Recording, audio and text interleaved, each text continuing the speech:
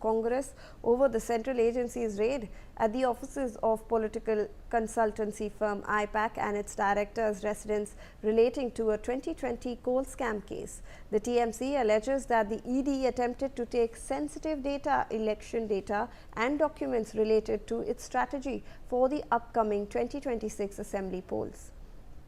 तो रैनिक और क्या अपडेट आ रही है कोर्ट रूम के तरफ से? देखिए, कोर्ट रूम में एक तरफ ईडी की तरफ से बहुत सारे डॉक्यूमेंट्स रखा जा रहा है कि कौन से इशू पे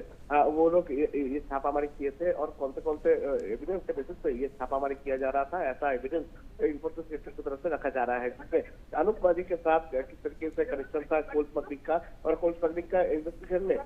इसके पहले क्या क्या हुआ था, सीबीआई के हाथ में कौन से डॉक्यूमेंट्स रखा था और इसके साथ साथ ही आईपैक का क्या रिलेशन है,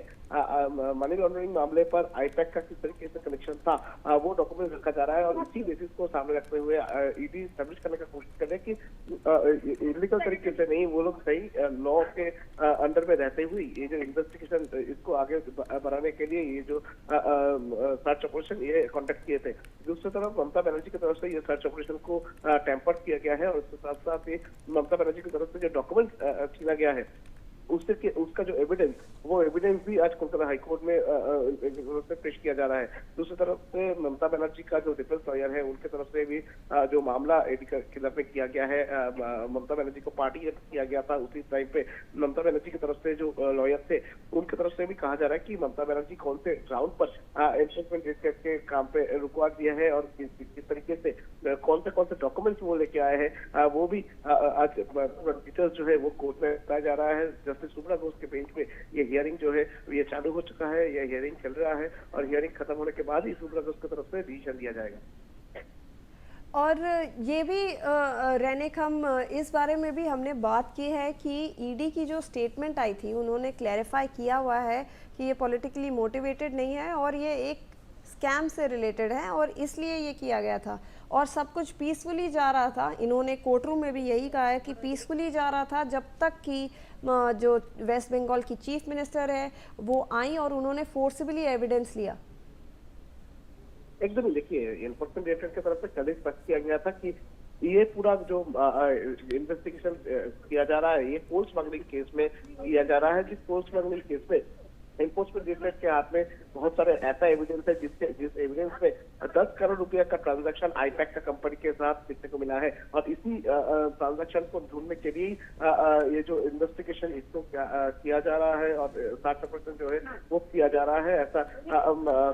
ईडी की तरफ से कहा गया है। दूसरी तरफ अगर देखा जाए तो एनफोर्समेंट डायरेक्टरेट की तरफ से इसके पहले भी कहा गया था कि ये जो पूरा मामला ये मामले को इलीगल तरीके से नहीं, लॉफुली वो लोग इन्वेस्टिगेशन जो है वो कर रहे हैं और उनकी तरफ से भी ये भी कहा जा रहा है कि